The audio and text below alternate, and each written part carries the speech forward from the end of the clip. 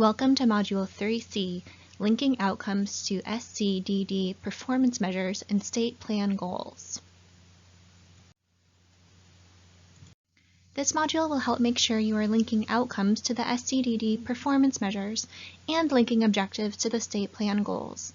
This is important because projects are more likely to be funded if they clearly link to the performance measures and state plan goals.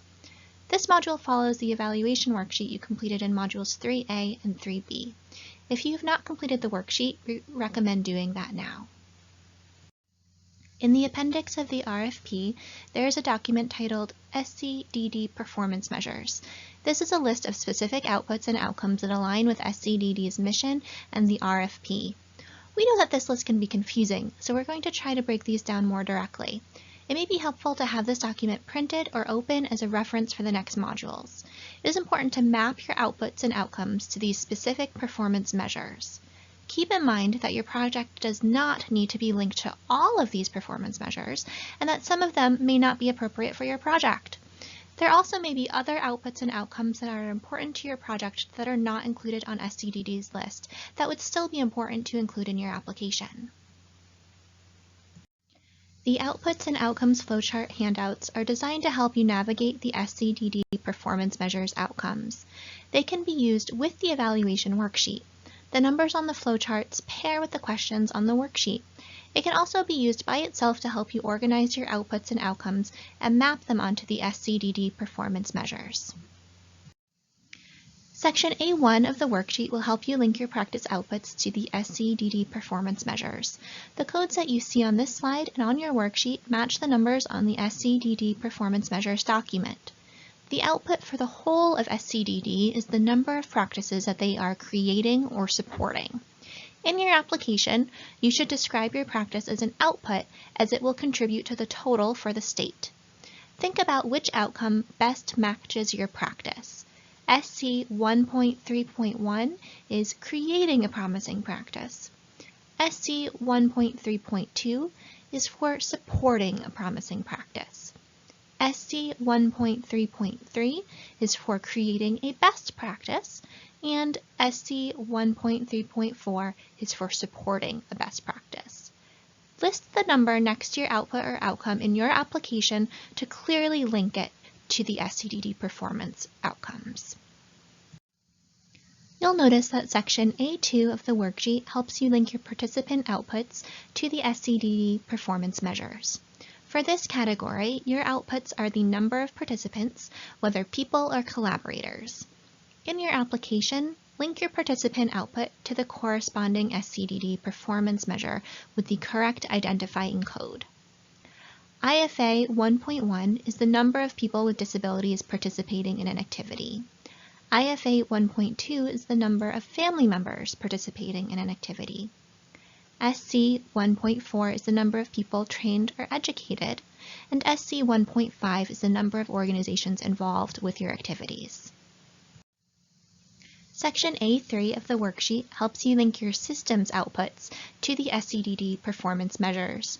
For these, your outputs would be the number of items that are being created or changed, whether they are policies and procedures or statutes and regulations.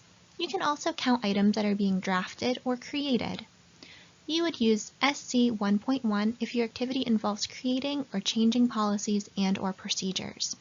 And you would use SC 1.2 if your activity involves creating or changing statutes and/or regulations. Section B2 of the worksheet will help you link your participant outcomes to the SCDD performance measures. You can also use the outcomes flowchart to help you. There are two specified outcomes related to satisfaction. IF 3.1 is for people with developmental disabilities, and IF 3.2 is for family members. There are three specified outcomes related to advocacy. IF 2.3 is for skills, IF 2.4 is for activities, and IF 2.5 is for groups or leadership positions. For all of these outcomes, the measurement is the percent of people who participated in the activity. Use section B3 of your worksheet or the outcomes flowchart to link your system outcomes to the SCDD performance measures.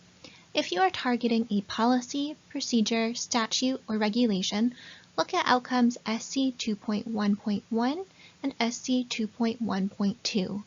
The first is for improvements, and the second is for implementation. If you are targeting promising or best practices, look at outcomes SC 2.1.3 and 2.1.4. Again, the first is for improvements, and the second is for implementation. Remember that your project needs to help the State Council and regional offices reach their state plan goals and objectives. You will need to clearly explain how your goals and objectives are linked to the state plan goal chosen by your region. The state plan goals and objectives are listed in the request for proposals.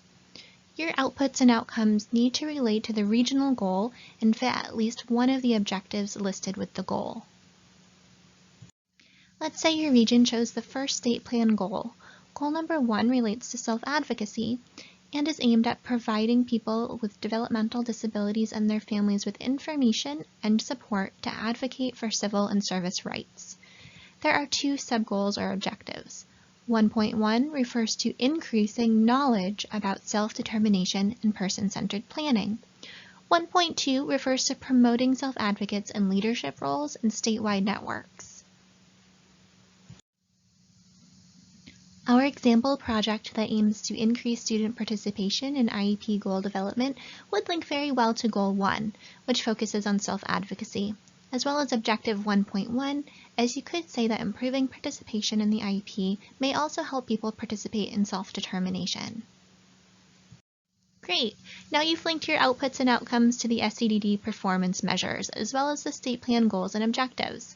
In the next section, we are going to talk about how to develop your timeline and work plan, as well as how to show how your activities will continue after the grant ends.